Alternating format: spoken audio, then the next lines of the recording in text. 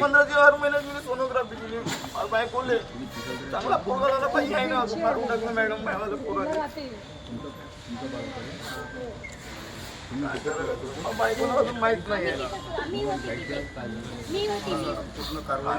विचार येते आता सगळं. माझ्या आई बाबाला सांगितलं मुलगा झाला, माझ्या भाऊजाला सांगितलं मामा जाते म्हणून, तुम्ही मुली जाते म्हणे. मी रात्रभर झोपलो नाही, 3 केडे नेले होते मी, एक केड घातला त्यापासून आता उपाशीच आहे मी, काही नाही.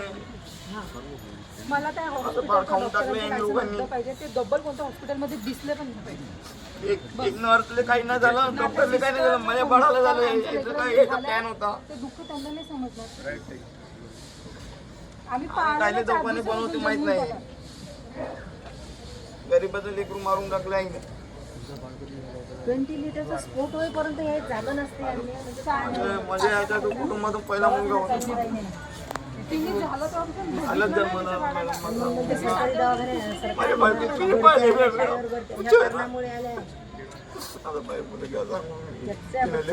सहन केला तिनं. 3 दिवस सहन केला तिनं. काय म्हणजे बोलता येईल, थकून गेलो मी पुरा.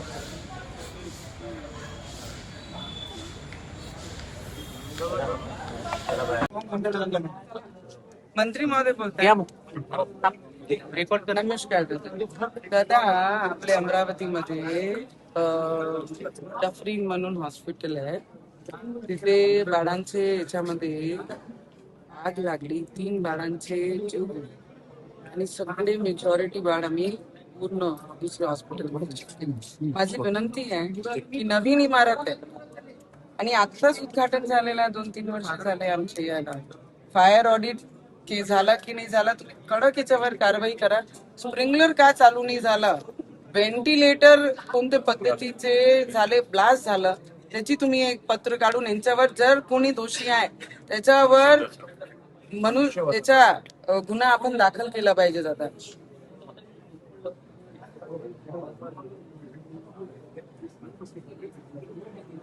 आणि तुम्ही पत्र काढा की पहिले इन्क्वायरी करा, ऑडिट झाला की पहिले फायरचं ते ऑडिट काढायला लावा दादा.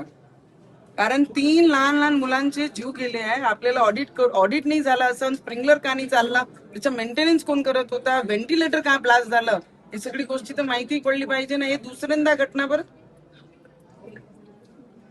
करा दादा. हा हा ओके.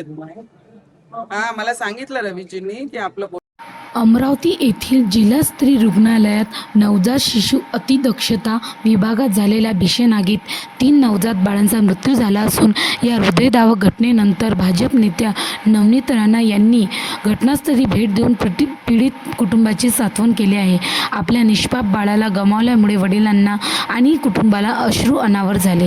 नवनीत राणा यांनी माध्यम प्रतिनिधीशी बोलताना तीव्र संताप व्यक्त केला. 9 महिने पोटात वाढवलेले मूल गमावण्याचे दुःख काय असते हे एका मातेलाच ठाऊक असते. या प्रकरणात ज्यांचा निष्काळजीपणा आढळेल त्या दोषींची गय केली जाणार नाही असे त्यांनी स्पष्ट केले.